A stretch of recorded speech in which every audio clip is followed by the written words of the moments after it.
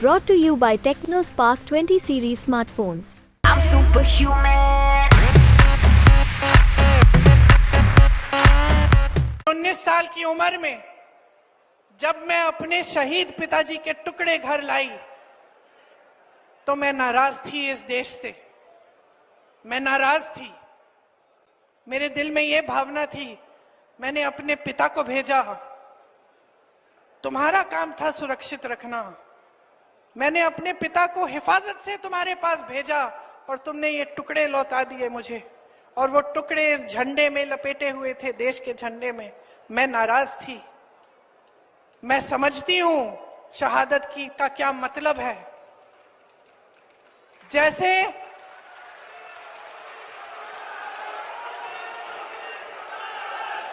आज मैं 52 साल की हूं, पहली बार मैंने ये चीज सार्वजनिक ऐसे मंच पे कही है, लेकिन वो जो नाराजगी थी मेरी, आस्ते आस्ते मैं समझी कि उस तरह की जो नाराजगी होती है वो सिर्फ उससे होती है जिससे प्रेम करते हैं हम।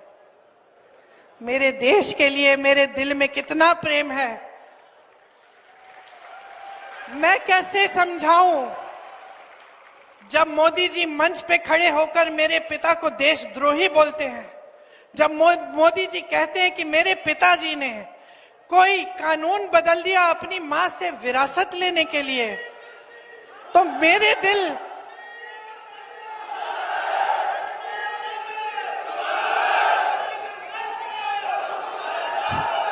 तो मोदी जी इस बात को समझ नहीं पाएंगे कि मेरे पिताजी को विरासत में धन दौलत नहीं मिली, मेरे पिताजी को विरासत में शहादत की भावना मिली।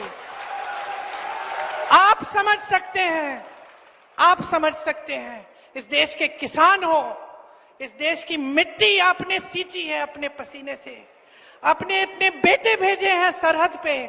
जब आपके बेटे शहीद होते हैं इस देश के लिए, तो मैं जानती हूं कि आपके दिल में क्या भावना है, क्योंकि वही भावना मेरे दिल में है। जो पुलवामा के शहीद हैं, जब वो हुआ, पुलवामा का हुआ, उनमें से कुछ परिवार यूपी के थे। उस समय मैं यूपी में थी, मैं गई उनके घर, और ज्यादातर परिवारों में पता है क्या बताया उन्होंने मुझे? जो बच्चे बचे थे उन्होंने कहा, दीदी हमको भी सेना में भर्ती होना है। एक लड़की थी, उसका भाई एयरफोर्स में था, उसने कहा दीदी मैं पायलट बनूंगी, मैं एयरफोर्स में भर्ती होंगी। यही है शहादत की भावना। ये भावना मोदी जी नहीं समझ सकते।